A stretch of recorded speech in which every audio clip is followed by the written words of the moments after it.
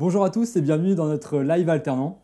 Je suis Théo Simonet, ancien alternant en magasin à Neurotoron qui est actuellement alternant au siège dans l'équipe digitale, plus précisément connaissances et culture client. Pour parler aujourd'hui des ateliers chez Neuroto, je ne suis pas seul puisque j'ai la chance d'avoir Jérôme Six Salut Théo, bonsoir à tous. et un alternant qui sera là aussi pour vous parler de son vécu en parcours. Bonjour Mathieu. Bonsoir Théo, bonsoir Jérôme, bonsoir à tous. Salut Mathieu. Dans ce live, nous parlerons de ce qu'est Neuroto, plus précisément ce qu'est un atelier. On verra du coup le quotidien d'atelier, les différentes missions, les différents métiers qu'on peut y retrouver, et on vous communiquera quelques conseils pour bien intégrer Neuroto. On va commencer par toi Mathieu, bonjour. Est-ce que tu peux tout d'abord te présenter s'il te plaît? Alors, je m'appelle pas Mathieu, je m'appelle Jérôme. Pardon. C'est pas grave. Donc Jérôme Six, 47 ans. J'ai commencé en mécanique automobile en 92 en tant qu'apprenti, donc c'est hier. J'ai intégré Neuroto en fin 99 donc en tant que monteur pneumatique. Et par les diverses formations qui m'ont été proposées, j'ai évolué sur quasiment tous les postes de l'atelier, jusqu'à être nommé chef d'atelier pendant quelques années. Et aujourd'hui, je suis chargé de formation sur la partie atelier mécanique, mais j'ai aussi une petite expérience professionnelle en concession.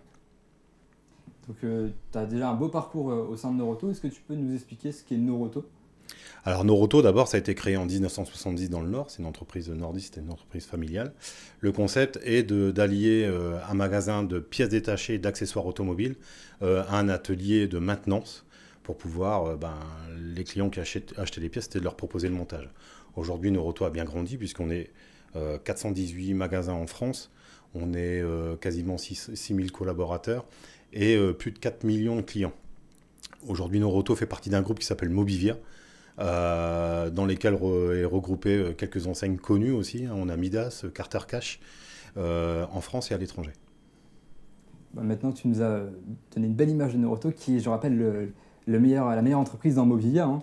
Est-ce que tu peux nous parler plus précisément de ce qu'est un atelier Neuroto? Est-ce qu'on peut y retrouver les outils, les Oui, solutions? bien sûr. Alors, d'abord, les ateliers Neuroto, il y a plein de tailles différentes, pardon. On a des ateliers qui fonctionnent avec 5-6 collaborateurs et d'autres gros ateliers où on peut retrouver 20 à 25 techniciens. Donc tous les ateliers fonctionnent de la même manière. Ils sont organisés par pôle de prestation et on utilise tous les mêmes outils qui sont référencés. Les outils qu'on retrouvera dans un atelier dans le nord de la France, on retrouvera exactement le même concept dans le sud de la France. On a tous les mêmes process, hein, tout est normalisé chez Neuroto, ça va de la prise en charge du client jusqu'à l'intervention, en passant par la restitution, on respecte vraiment des process précis pour la qualité, mais également pour la sécurité, ce qui est très important. Donc c'est pour ça qu'aujourd'hui on est capable d'accepter tout type de véhicule, toute marque et toute motorisation, puisque aujourd'hui chez Neuroto, on intervient sur le véhicule hybride et électrique. Ok, donc on fait au final pas mal de choses en atelier.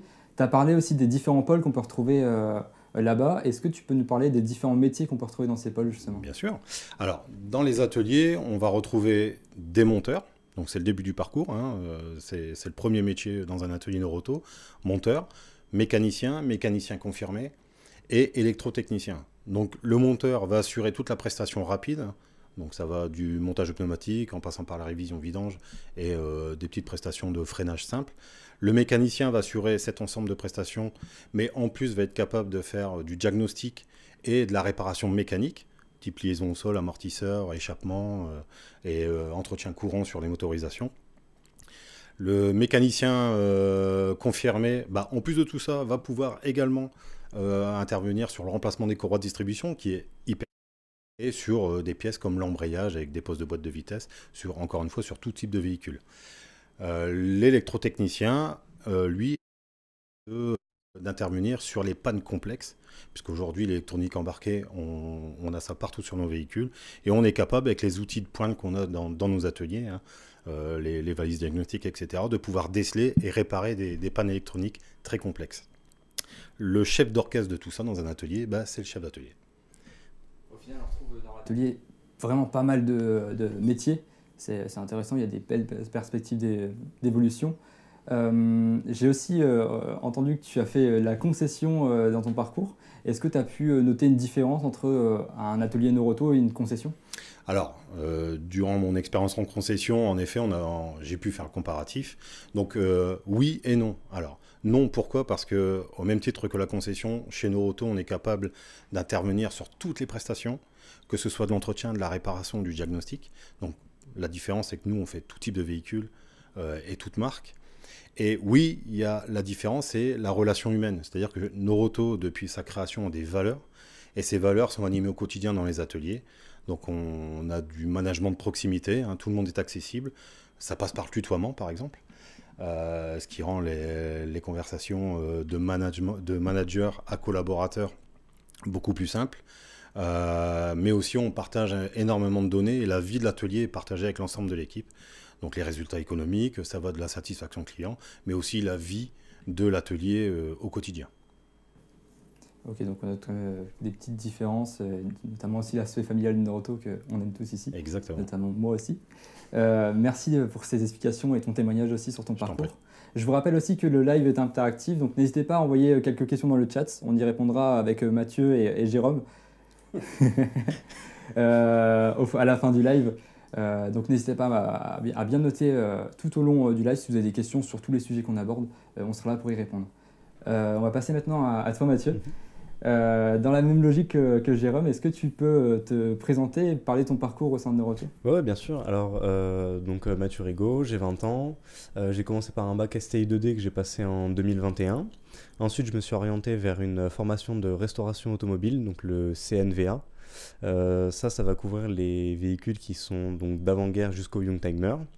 En septembre dernier, j'ai rattrapé un bac professionnel donc en maintenance des véhicules, en apprentissage chez Noroto. Et pour la suite de mes études, j'ai donc choisi de rester donc en alternance chez Noroto avec un BTS maintenance des véhicules. Ok, donc tu es arrivé en septembre 2023 à Noroto. Ouais. Tu as donc eu un parcours d'intégration. Qu'est-ce que tu as pu en penser? Qu'est-ce que t'en ressors? Déjà du positif. Ça a commencé en fait le premier jour par les e-learning, donc c'est des modules de formation qui sont obligatoires pour pouvoir accéder à l'atelier. Donc ça va vraiment donner une première approche sur l'organisation, mais aussi la sécurité, comme tu en parlais dans l'atelier, qui est très importante. Ensuite, on m'a fait faire un tour du centre, donc celui de Anglo dans le Nord. On m'a fait faire un tour, on m'a présenté donc les équipes, que ce soit en magasin, en réserve ou dans l'atelier. Ensuite, on m'a présenté donc à mon tuteur, qui était donc lui au niveau du pôle vidange. Et ensuite, je suis resté avec lui les 2 premières semaines de mon apprentissage pour vraiment prendre mes marques dans l'atelier et pouvoir débuter au mieux mon apprentissage chez Noroto. Ça fait maintenant un petit moment que tu es à Noroto, quelques mois.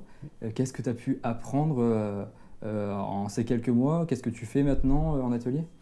Alors, tout d'abord, j'ai commencé en doublure avec mon tuteur en vidange. Par la suite, j'ai été affecté au pôle pneumatique, donc tout ce qui est changement de pneumatique, mais aussi reconnaître un pneu. Est-ce qu'on est face à un pneu 4 saisons, un pneu été, un pneu hiver, mais aussi la géométrie des véhicules. Est-ce que ça va être un véhicule qui va se régler uniquement à l'avant? Est-ce que ça va être un véhicule réglable avant-arrière? Donc ça, c'est des points qui sont importants à connaître pour le niveau bac.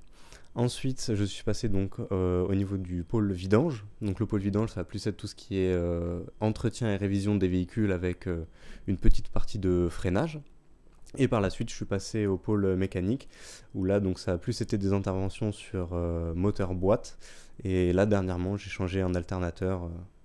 Donc vraiment, c'est varié. Ça fait pas mal de choses au final en si peu de temps. C'est cool.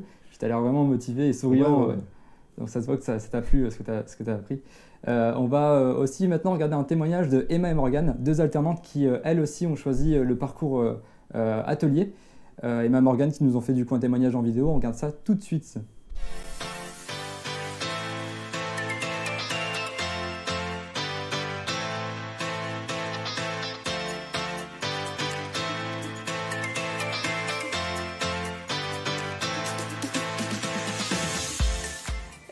Quand j'avais 14 ans, lors d'un stage au collège, je suis allée à un lycée qui faisait de la mécanique et j'ai vu que ça m'a tout de suite plu et voilà. Moi, j'ai toujours apprécié la mécanique, mais c'était compliqué en fait au niveau de mes parents. Et ils ont fini par comprendre en me voyant démonter sur ma moto ou sur des voitures, en me voyant démonter telle ou telle chose. Ils ont compris que j'étais vraiment passionnée et qu'il fallait que je me lance là-dedans. Moi j'ai commencé à Noroto et ça s'est bien passé. Ils m'ont bien tout expliqué, ce que je devais faire, tout ça. Julien, mon chef d'atelier, il m'a montré comment démonter un pneu, remonter un pneu et il m'a mis très à l'aise parce que je suis très stressée. Au niveau de l'intégration, franchement, ça s'est vraiment bien passé. Au garage, il n'y a eu aucune différence sur le fait que je sois une fille. Justement, on est une équipe très soudée. Et quant à l'école, il s'est passé la même chose. Enfin, on s'entend vraiment tous bien, il y a une bonne participation de tout le monde, c'est top. De se lancer. Parce que du coup, moi, quand j'étais au collège, on m'a dit que j'étais une fille, que j'allais pas y arriver et tout. Et du coup, il faut pas hésiter. Et si c'est ça la passion de la personne, il faut le faire et se lancer. Ah franchement, non, faut se lancer, faut essayer parce qu'en soi, c'est pas si compliqué que ça. Quand on est vraiment passionné, qu'on cherche à comprendre et qu'on observe beaucoup et surtout, faut pratiquer quand même. Mais à partir du moment où on est vraiment passionné, il faut le faire. Enfin, ça vaut le coup, ça vaut la peine. Après la formation, moi j'aimerais continuer dans la mécanique, faire un bac pro ou un CQP pour plus me perfectionner dans la mécanique. Notre professeur nous a parlé du CQP en fait, sur 2 ans après cette année. Et je pense que je vais partir là-dessus parce que je me dis, plus on a de diplômes là-dedans, plus après on peut évoluer et aller plus loin.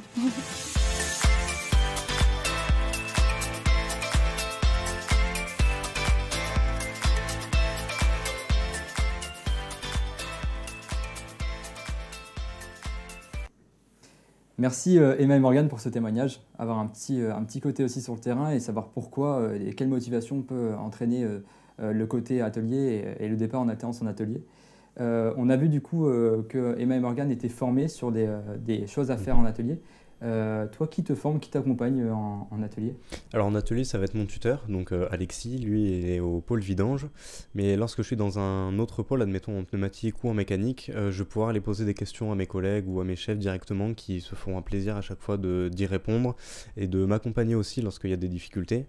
Et je fais aussi des points assez régulièrement avec mon chef d'atelier pour justement discuter des choses qui ont été vues, des difficultés qui ont pu être rencontrées et aussi discuter des prochaines opérations qui peuvent être effectuées pour ma formation. Ok. Je vous rappelle encore une fois que le live est interactif. N'hésitez pas encore à poser des questions, vous pouvez toujours en poser. On n'est pas encore à la fin du live, donc posez toutes les questions, tout ce qui arrive en tête, n'hésitez pas, on répondra à tout. Mathieu et Jérôme prendront encore le temps d'y répondre à la fin du live. Dernière question pour t'embêter, Mathieu. Tu as parlé aussi de ton tuteur tout à l'heure dans le parcours, que tu avais des points avec lui assez régulièrement.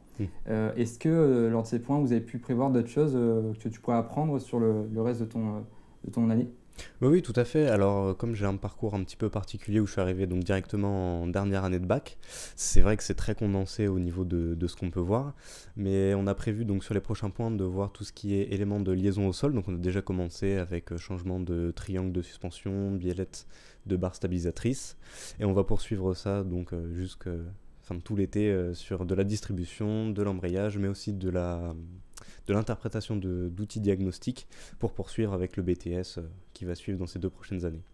Tu as encore un beau planning prévu jusqu'au BTS, donc franchement, ça va être intéressant, ça va être vraiment intéressant. On a vu du coup le point de vue alternant. Je trouve que c'est intéressant aussi d'avoir le point de vue formateur avec Jérôme. Jérôme, quel diplôme a-t-on besoin en atelier à Noroto? Chez Noroto, on va recruter du CAP, MV, donc maintenance véhicule, jusqu'au BTS, mais en passant par le bac pro. On recrute également du CQP, des CQP et titres pro MMA, donc mécanicien maintenance automobile. Donc si on développe un petit peu le CAP, va forcément apprendre sur tout ce qui est maintenance automobile. Quand on passe en bac pro, on approfondit forcément les connaissances et on va arriver sur du diagnostic mécanique et ce qu'on appelle de l'action rectificatif dans l'automobile, donc c'est de la réparation. Le BTS, on va être encore un cran au-dessus parce qu'on va accéder à du diagnostic. Donc, comme l'a bien dit Mathieu, on a des valises diagnostiques sur lesquelles on peut lire toutes les voitures, toutes les marques.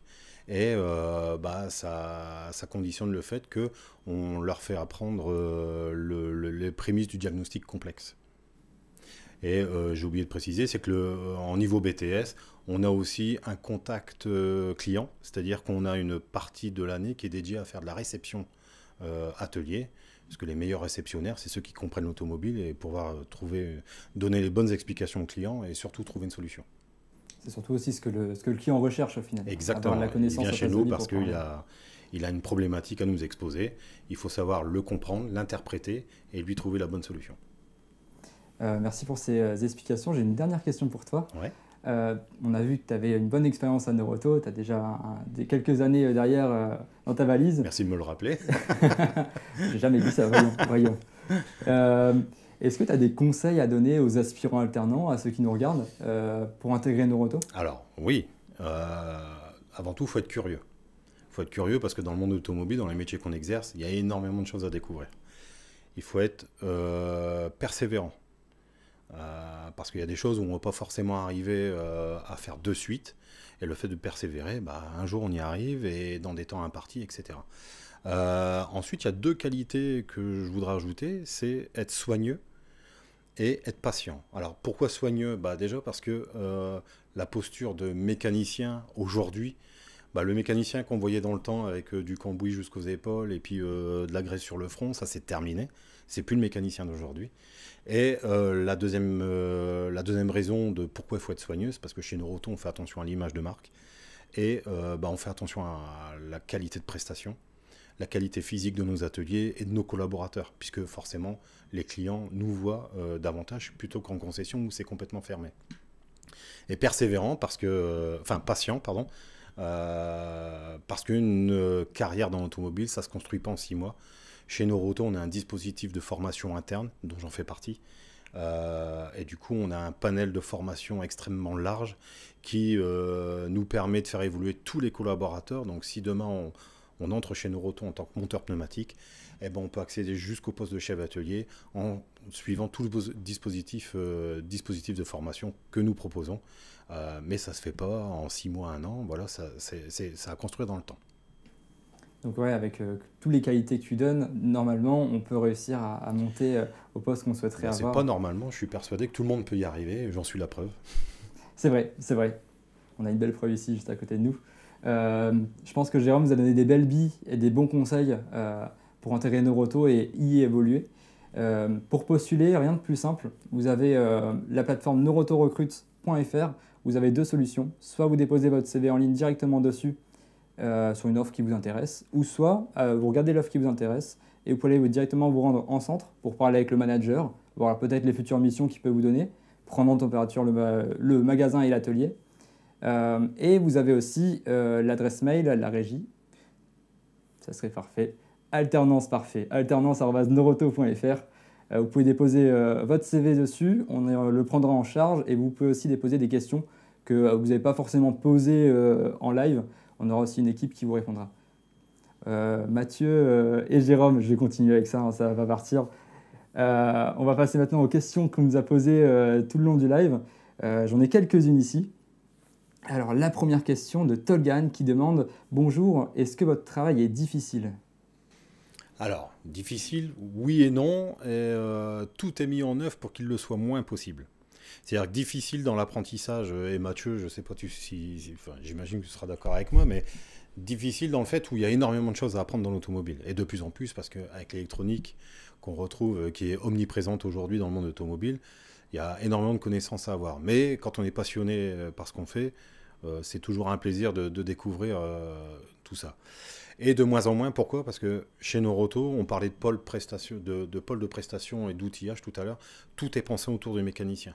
On peut se dire que monter du pneu toute la journée, c'est usant et fatigant, sauf qu'on a ce qu'on appelle, et Mathieu peut en témoigner, puisque j'imagine que tu as monté du pneu pas mal de fois chez Neuroauto. En tout cas, on commence par là, puisque c'est la base. On appelle ça des chaînes de montage. Donc tout est fait pour que le technicien n'ait pas mal au dos, ne fait pas trop d'efforts, puisque les roues ça pèse lourd. Alors là, on parle du pneumatique. On peut parler des autres pôles, vidange, où on fait attention aux hydrocarbures, où tout est fait pour protéger le technicien et la posture surtout. Ouais, c'est vrai, comme tu le disais, par exemple, pour reprendre le pôle pneumatique, tout est à hauteur d'homme, c'est-à-dire que vraiment on ne va pas avoir à se baisser, à porter des charges lourdes qui pourraient être contraignants. En vidange, pareil, il y a les vidangeurs qui sont là pour éviter d'avoir un bac posé par terre à chaque fois à se baisser. Donc vraiment c'est bien. Et est-ce que c'est difficile? Comme tu le disais, il y a beaucoup de notions à retenir et surtout il y a une certaine réflexion à avoir par rapport aux difficultés qu'on peut rencontrer. Mais comme on a un accompagnement, que ce soit avec le tuteur ou les collègues qui sont autour de nous, qui est, comment dire, très très appréciable. C'est vraiment plaisant à chaque fois de faire face à une difficulté, de se dire « Ah, là je suis bloqué », réfléchir et se dire « Bon, comme ça peut fonctionner, là ça ne peut pas fonctionner ». Si vraiment on est bloqué, aller voir un collègue qui peut essayer de nous aiguiller dans un premier temps pour vraiment nous donner la démarche de réflexion. Mais moi je pense que dans l'ensemble, tu as bien répondu à la question. Alors si ça peut rassurer la personne qui a posé la question, là on a parlé forcément pneumatique vidange, c'est tout le pôle métier où c'est de la maintenance et du service rapide. On a également la partie mécanique où tous les outils sont pensés également autour du mécanicien et surtout la sécurité, parce qu'on met un point d'honneur au fait qu'on ne se blesse pas dans un atelier et tout est mis en place pour que ça n'arrive pas. Bon, je pense que Tolgan, tu as une bonne réponse à ta question. J'espère. On va passer à la question suivante de Mohamed qui demande « Prenez-vous des apprentis mécaniciens ?» Bien sûr. Bien sûr. Ouais, enfin, partout en France. On l'a dit tout à l'heure, on a parlé de diplôme partout en France. Suivant le niveau d'études qu'il a, si Mohamed prépare un bac pro par exemple, on va forcément l'accepter chez Noroto et il aura le programme bac pro associé entre son école et l'entreprise. Bon, Mohamed, je pense que tu l'as vu, tu es le bienvenu à Noroto. Une question suivante, c'est de Uri qui demande « Bonjour, prenez-vous des mécaniciens apprentis de niveau première année CAP ?» Bien sûr, tout à fait. Mathieu, tu as commencé à quel niveau? Moi j'étais en terminale bac professionnel. D'accord, donc tu avais déjà un niveau avancé en arrivant chez Noroto. Ouais, comme tu disais, niveau avancé par la formation que j'avais faite avant, mais le fait de débuter avec le CAP, ça fait une continuité pédagogique. D'accord, mais en effet, les CAP, on recrute du CAP.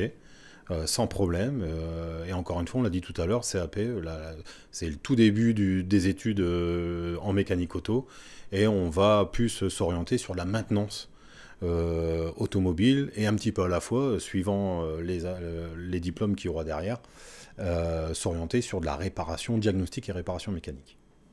Comme tu as pu l'expliquer, au final, le parcours évolutif. Exactement. Avec la patience et la persévérance. Tout est une histoire d'évolution chez Noroto. Oui. Totalement, totalement. On a une question de Jordan du 13. Alors, le 13, je ne sais pas c'est quoi comme région. Marseille. Jordan de Marseille, on va dire. Pour moi, Noroto, c'est que du service rapide et j'ai peur de ne pas apprendre suffisamment. Alors, en effet, si on rentre chez Noroto au niveau CAP, on va forcément avoir un niveau d'études et un apprentissage qui sera orienté sur la maintenance, uniquement sur la maintenance. Maintenant, on a démontré que chez Noroto, on ne faisait pas que du service rapide. Il y a également de la mécanique, il y a du diagnostic complexe, et aussi de la pose d'accessoires qu'on n'a pas encore abordé. Hein. On pose de l'attelage, on pose des dashcams. Voilà, donc on rentre vraiment dans l'électronique embarquée et on adapte tous ces produits au véhicule, et encore une fois, toute marque. Tu as peut-être pu poser de l'attelage déjà, Mathieu? Alors attelage, ouais, ça c'est... J'étais en doublure donc avec un collègue, mais oui, attelage, ça a été fait. Et puis, comme tu le disais, une carrière, ça se fait pas en 6 mois, 1 an. Exactement. Donc il y a forcément un point de départ à un moment donné. Le CAP en est la preuve. On commence par le CAP, on évolue ensuite avec le bac, on peut ensuite continuer avec le BTS. C'est vraiment cette notion de patience, comme tu l'as évoqué, qui est importante à retenir. Et puis, tu en es le bon exemple au final. Vu ce que tu fais déjà en un an, ce qui est prévu à faire, on voit que tu fais pas mal de tâches et il y a pas mal d'apprentissage. Donc c'est vraiment. Ah oui, c'est sûr, ça chez Noroto, moi, c'est une qualité qui me plaît, c'est qu'il y a cette polyvalence qu'on peut pas forcément retrouver ailleurs. C'est vraiment le fait d'avoir les 3 pôles distincts et puis de pouvoir associer de nombreuses connaissances à ces pôles. On a aussi des questions qui ont été posées au préalable lors de l'inscription au live, notamment Kevin qui demandait si je fais mon alternance chez Noroto, est-ce que j'aurai un tuteur? Je peux y répondre? Ah bah oui, je vais Mathieu l'a bien expliqué, il en est la preuve, hein, il est suivi par un tuteur. De toute façon, c'est une obligation. Il y a un tuteur qui doit être déclaré pour chaque apprenti dans chaque entreprise. Et notamment chez Noroto, encore en termes d'accompagnement, on met un point d'honneur là-dessus. Et le témoignage de Mathieu en fait preuve. Hein, il est accompagné au quotidien, pas forcément que par son tuteur, mais par les techniciens qui l'entourent au quotidien, puisque le tuteur ne peut pas lui apporter l'intégralité de la formation. Hein. Donc oui, c'est une obligation, et oui, il y a un tuteur qui est dédié à chaque apprenti. On a une belle réponse aussi là, hein. Franchement rien à dire.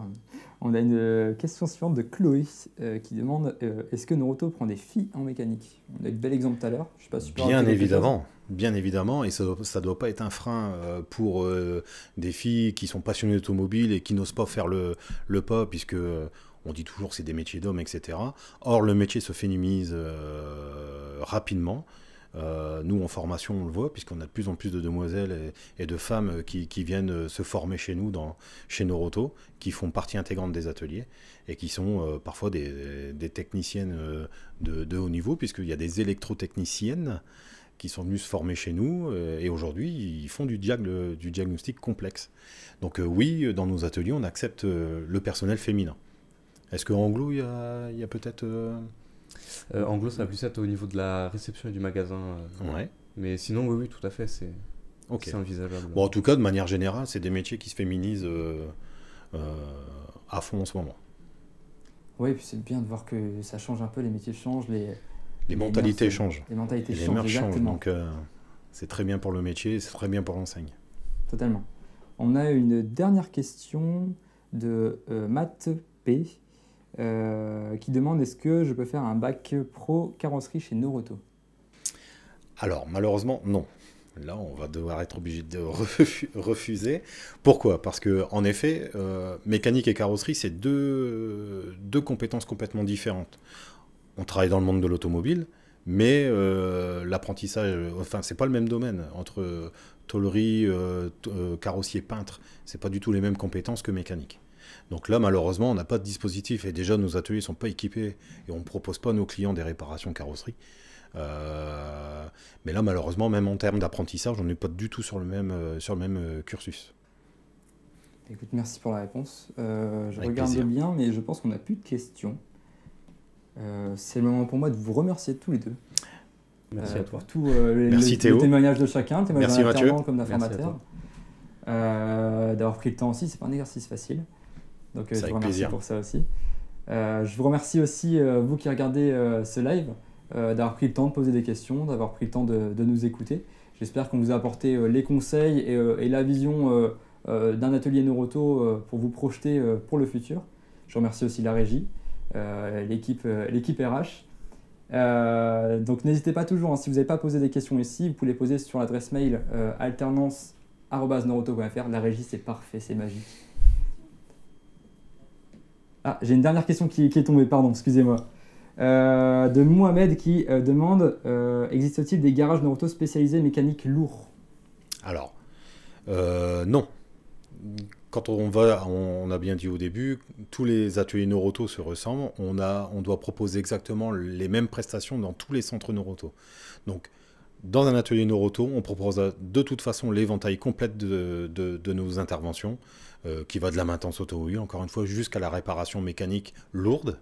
Hein, si on parle de courroie de distribution, embrayage, comme l'a dit Mathieu tout à l'heure, mais aussi, on ne l'a pas précisé tout à l'heure, mais on est aussi capable de remplacer des turbos. Là, on rentre un peu plus dans le technique, mais turbo, vanne EGR, tout le système de dépollution, hein, c'est un gros sujet en ce moment.